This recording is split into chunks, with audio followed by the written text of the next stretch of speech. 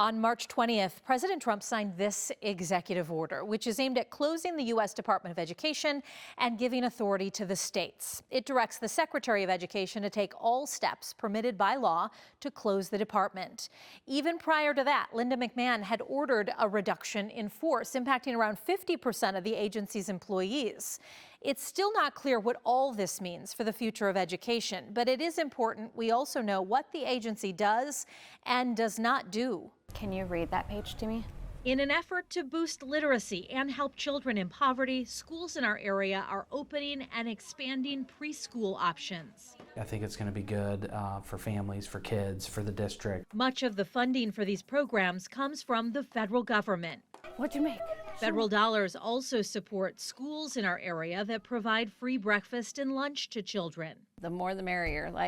They need that nutrition to be able to study, to be able to concentrate on their schoolwork. The data for those programs is collected by the federal government.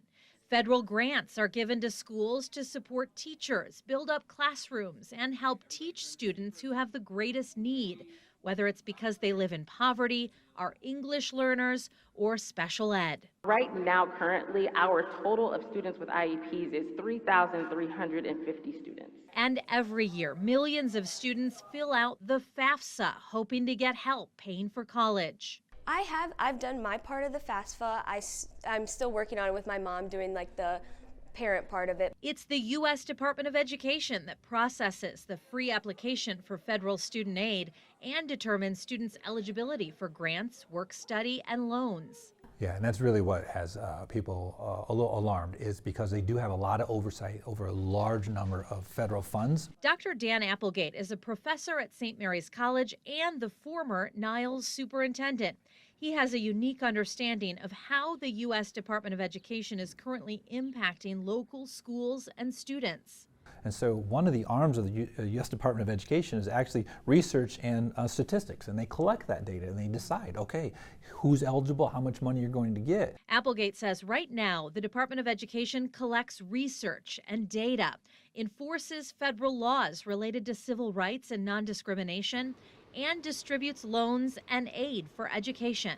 And that is one of the major functions of the U.S. Department of Education right now, is that funding flow and funding stream. So yes, but they do not designate, they do not dictate curriculum. Applegate says it's likely funding through Title I, which helps support low-income students, and IDEA, which supports special education, won't go away.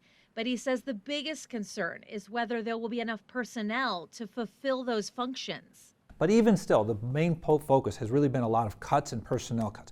And those are the people who provide the oversight. Those are people who say, yes, you're doing it right, you're not doing it right. Those are the same individuals who would accept like a confidential call about something to say, hey, I believe my rights are violated. I need somebody to investigate that. You're right.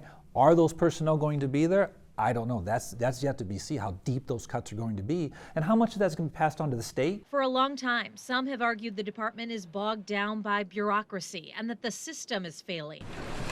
In signing the order to dismantle the Department of Education, President Trump said he was returning education to the states. But we're going to take care of our teachers, and I believe the states will take actually better care of them than they are taken care of right now. According to the agency's own website, education is already primarily a state and local responsibility in the U.S. The website says federal funds for elementary and secondary education totals only about 8%. That money is funneled from the federal government and to states to disperse. While the president has said funds won't be cut off and some programs will continue, Applegate says there is still uncertainty about how it will all work and the ripple effects these major changes could have.